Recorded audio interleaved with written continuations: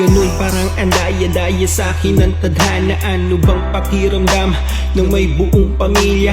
Yung may magulang ka na masaya mong nakikita yung buo kayong lahat at masayang magkakasama. Yun ang di ko madama at di ko pa nararanasan. Yung ibang kaibigan ko ay may buong magulang, ako'y musmus pa lang nang kami iwan ni tatay. Dahil siya ay nakakita ng masigit kay nanay, iniwan niya kami at siya'y sumama sa iba.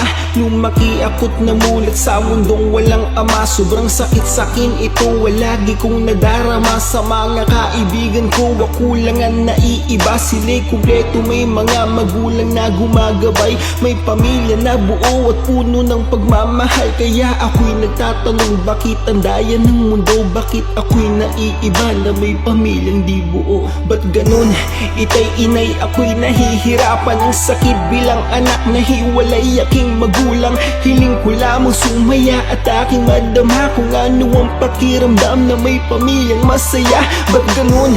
Itay inay, ako'y nahihirapan. Ang sakit bilang anak na hiwalay aking magulang. Hiling ko lamang sumaya at aking madama kung ano ang pakiramdam na may pamilyang masaya. Alam nyo ba, may madalas ang luha ko'y tumuluwas sakit.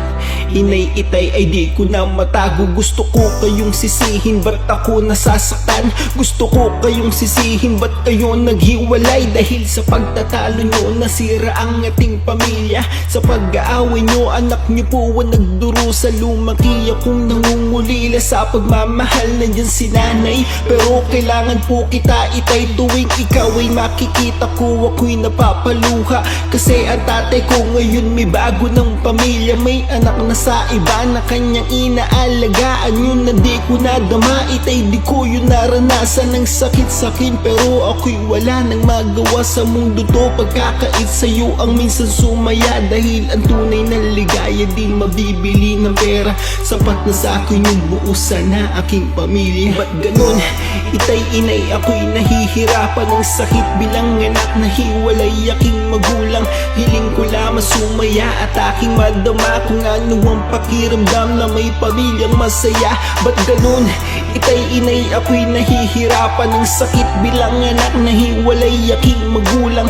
Hiling ko lamang sumaya at aking madama kung ano ang pakiramdam na may pamilyang masaya.